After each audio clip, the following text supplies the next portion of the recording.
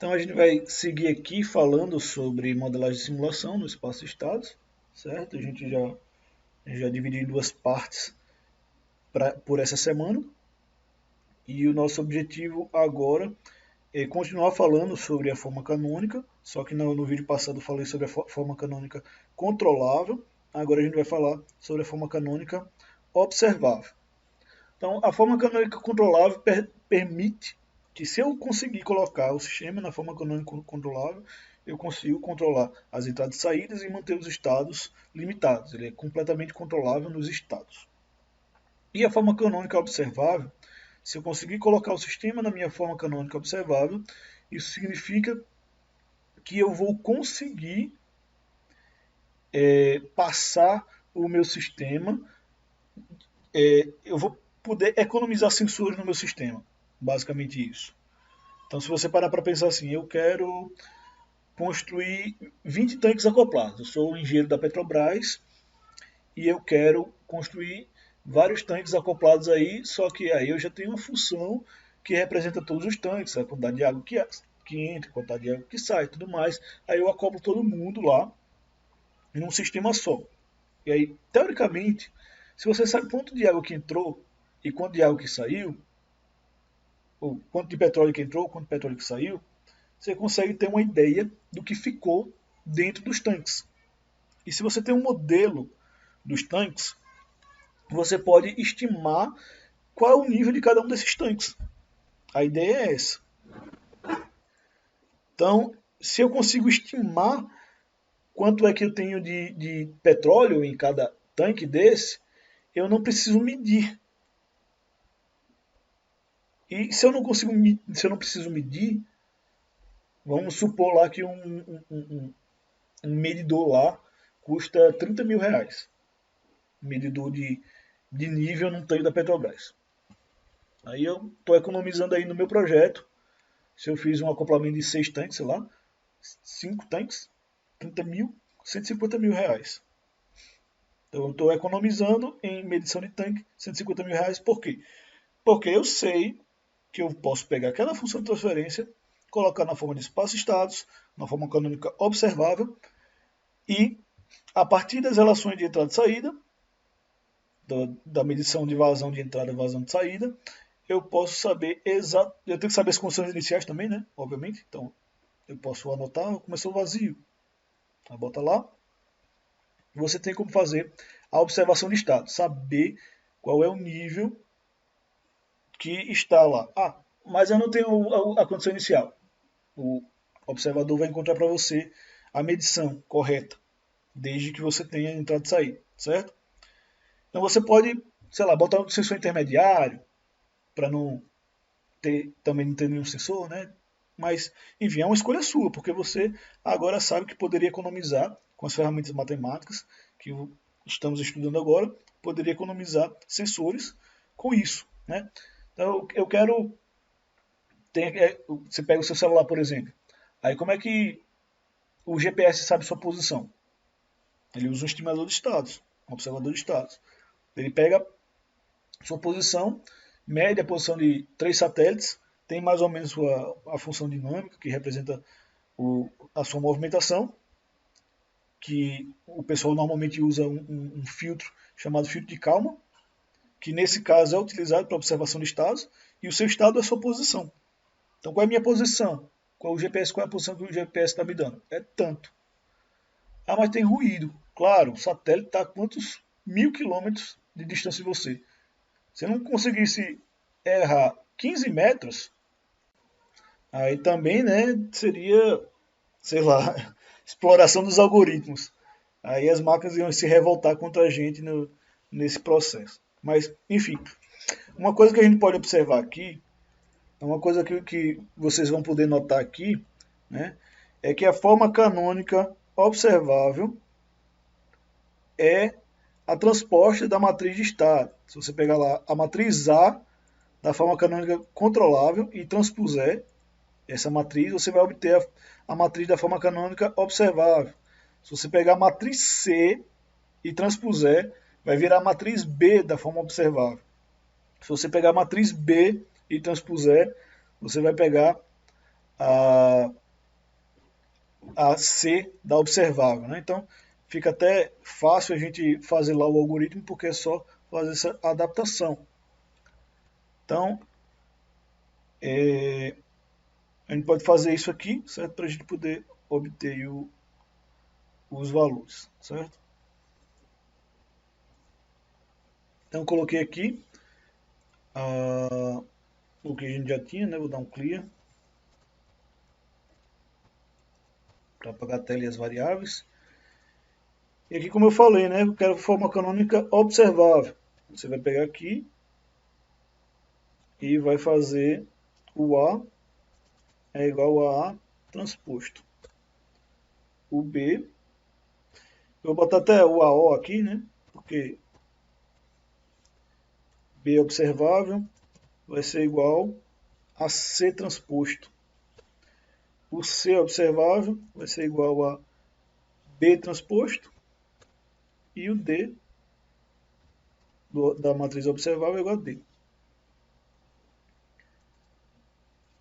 E aí a gente vai ver uma coisa aqui, né? Vou até recuperar aqui a função que eu escrevi.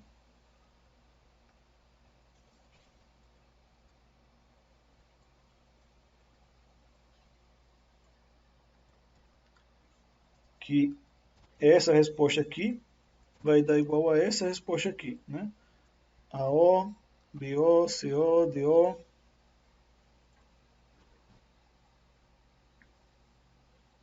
Ah, faltou salvar.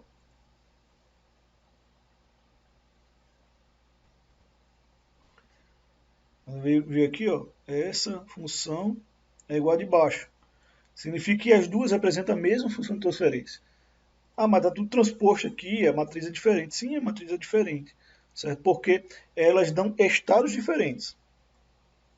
Mas a relação de entrada e saída são iguais, certo? Então, é uma coisa que precisa ficar claro aqui quando a gente faz a passagem da função que está na forma de função de transferência para a forma de espaço-estados, é que eu não mudo a função de transferência. Eu estou apenas reorganizando os estados de maneira que eu possa visualizar as variáveis, de maneira que eu possa controlar as relações de entrada e saída e os estados, certo? Então a ideia é basicamente essa. Então a terceira forma que a gente vai utilizar é chamado de forma canônica diagonal. Então, o que é a forma canônica diagonal? É eu pegar a minha função de transferência original, eu faço a expansão em frações parciais, certo? E uma vez que eu encontro a expansão em frações parciais, eu coloco as raízes da minha expansão em frações parciais numa diagonal, numa matriz diagonal. Você vê que ela fica bem mais fácil de fazer. Só que aí eu vou ter uma operação a mais que é, né, ter que fazer a raiz, né? Então eu vou mostrar apenas como é que a gente coloca nesse numerador aqui, ó, como é que a gente coloca nessa forma. E aí depois é basicamente a gente pegar esses termos que estão aqui embaixo, ó, P1, P2, Pn, e colocar na diagonal de A, certo? Aí faz a mesma coisa, pega C1, C2, Cn e coloca aqui nessa matriz C, né? E esse cara é sempre igual a 1, e o B0 é o que vai ficar sobrando, certo? Eu vou mostrar aqui uma função chamada residue, que faz essa passagem, certo? Então, vamos lá para o nosso ambiente de simulação. A minha forma canônica diagonal aqui, né? Eu vou pegar essa função de transferência. Então, tem aqui GS.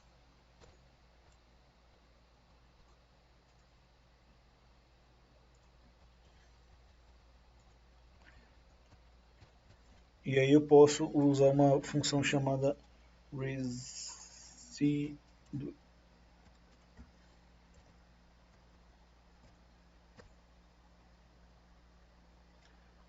Tá. Só está me dizendo que eu tenho que usar no lugar o numerador e denominador que eu já peguei.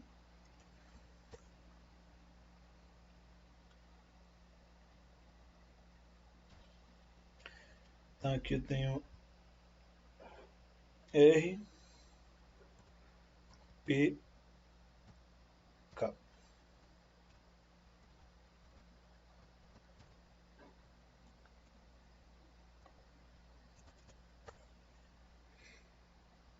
Então quando eu faço o RPK aqui, eu basicamente estou encontrando os valores dos numeradores e denominadores lá, certo? Então ele vai colocar aqui nessa forma aqui, que eu coloquei agora. Então quem é o meu R? Meu R são os 6, né? Meu R são C1, C2 e Cn, certo? Os meus P's, né? Vão ser aqui, ó, os valores que estão aqui. Então o P que está aqui é basicamente o que vai ficar lá na matriz diagonal, tá vendo? E o K seria o meu B0, né? O que vai ficar aqui, ó. Que naquela forma é o que está aqui, certo?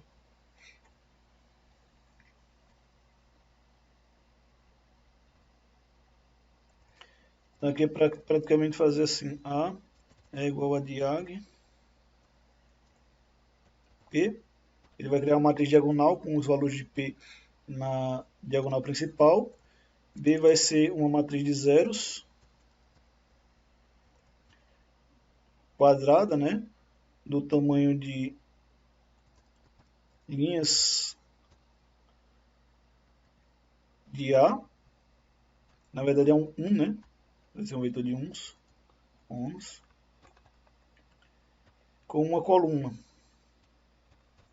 C vai ser igual. O C basicamente são os R, né? Porque se eu botei na sequência N aqui, que seria qualquer sequência, eu coloquei a sequência R aqui, eu coloquei os P's de trás para frente. Não, na verdade aqui está assim, né? Os P's estão na sequência, do jeito que eu fiz lá, né? Peguei os P's, coloquei na sequência. E os 6 eu vou colocar na sequência também para formar aqui, ó.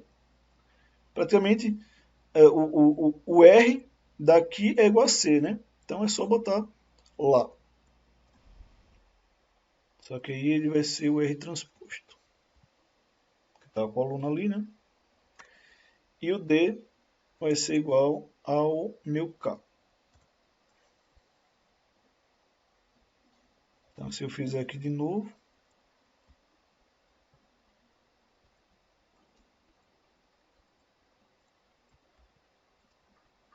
tem que continuar dando a mesma coisa, né?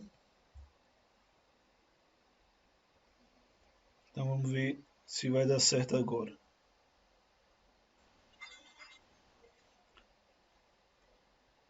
Sim, é porque eu não coloquei o resíduo aqui, né?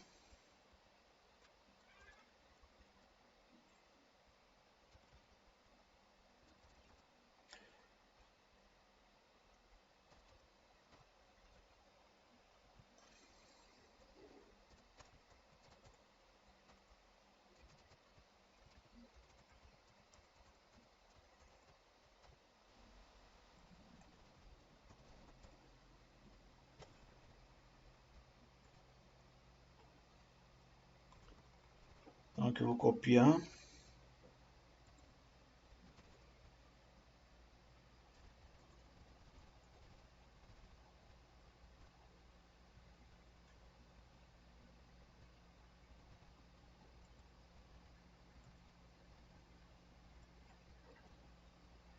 Transposto aqui.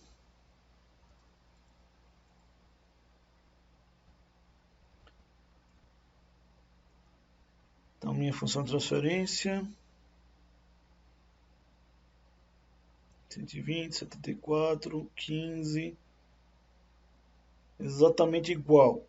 Logo, Significa que tanto nossa forma canônica controlável, quanto nossa forma canônica observável, quanto nossa forma canônica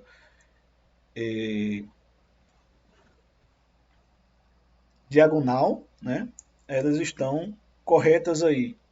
Então, pode ser que não seja o caso genérico, né? Estou fazendo aqui para um caso específico, mas aí já dá para a gente ter uma ideia de como é que faz essa implementação computacional das formas canônicas com base naquilo que tem lá.